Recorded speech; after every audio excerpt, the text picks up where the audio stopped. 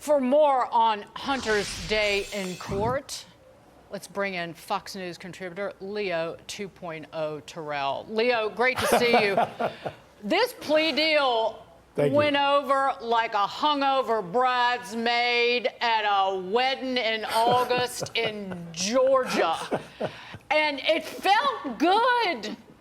Just, you know, just a little teaspoon of justice. What say you, Leo?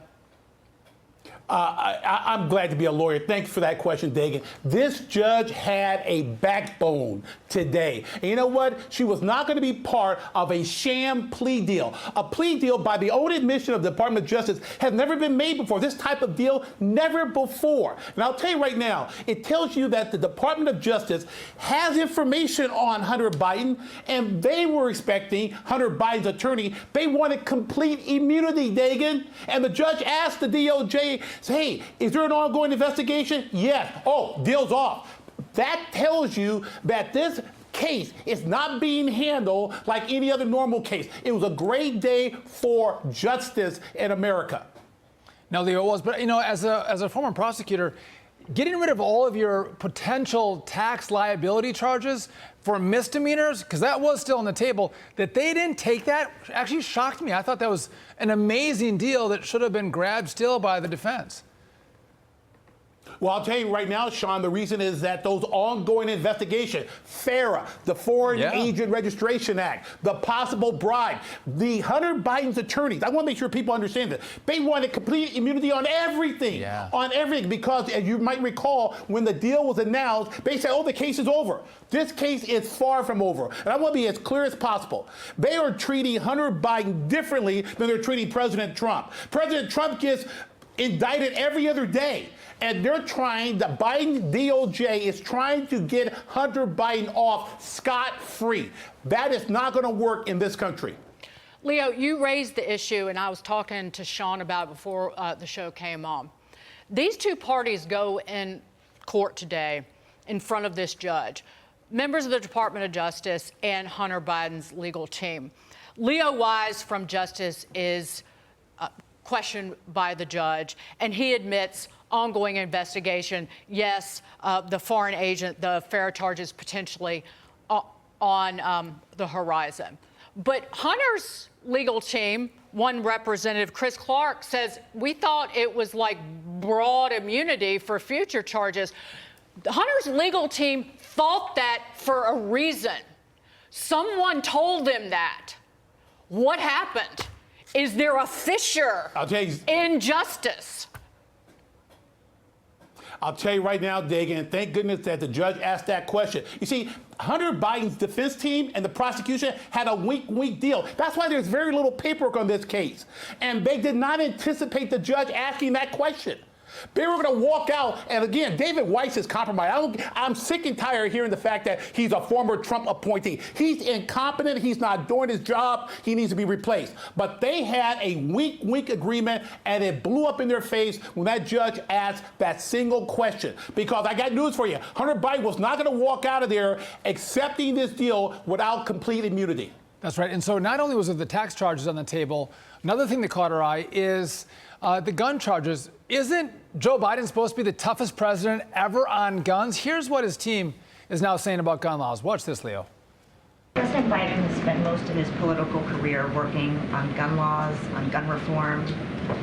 Does he believe that someone who is charged with possessing a firearm illegally should be prosecuted to the fullest extent of the law? So here, I'm going to be, I think I know where this question is going. And I'm just going to continue to say, as it relates to the case that we're seeing in Delaware, I'm just going to not speak to that. It is an independent matter. This is up for the Department of Justice. You know, Leo, it's pretty obvious in that question and answer. It's like, well, I do believe in strong gun laws for everybody else, but not actually for Hunter Biden, my son. No, the Biden crime family, Sean, is exempt. The Democrats and Joe Biden preach tough gun laws. Here's a guy who lied on his application, threw the gun away, and get this, he was going to go into a diversion case without being charged with the gun charge. I mean, you can't make this up. And I'll tell you right now, if anyone, honestly anyone believes that the Department of Justice has not been weaponized by the Democratic Party, you are being very naive. This DOJ is serving the Biden crime family. I got news for you. The best thing to happen now is that this case is going to explode. That Department of Justice prosecution can now expand the charges and make them all felonies if he wants to. But he doesn't want to because he's taking his marching orders from Merrick Garland. Leo, before we go, COVID learning loss is still hurting our kids, potentially for a lifetime. There's no debate about it, but Democrats are not ready to admit that they screwed up with the lockdowns, kowtowing to the teachers' unions. And of course, they want more money. Watch this. I think it's fair to say if we would have kept schools open, more people would have died due to COVID. If learning loss is something we really care about, and again, it's the wrong term, it's disrupted learning, we need to invest in our teachers, invest in our children, and invest in our schools and communities that have been historically neglected. Leo, this elementary and secondary schools got almost $200 billion under COVID.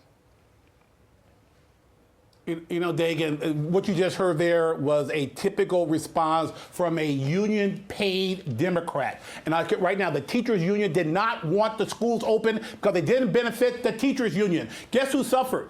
Kids in Democratic cities like California, like Maryland. It was the red states, the red counties who opened up, and their kids did not get as harmed, damaged as much as those kids in Democratic cities. And again, you know the playbook with the Democrats, systemic racism, all that money down the tube, but in the hands of the coffers of the teachers union. Well said, Leo Terrell 2.0. By the way, thanks for responding to my text and doing Pink Tie Wednesday. I appreciate that. Well done. Wait, Leo. you have his cell phone number? I don't have your cell phone number. Yeah, yes. Everybody's afraid of me. Leo. You look good in pink, Leo. Thank you. Thank you. Have a good one. Great to Thank see you. You too. Bye-bye. Bye-bye, Dagan.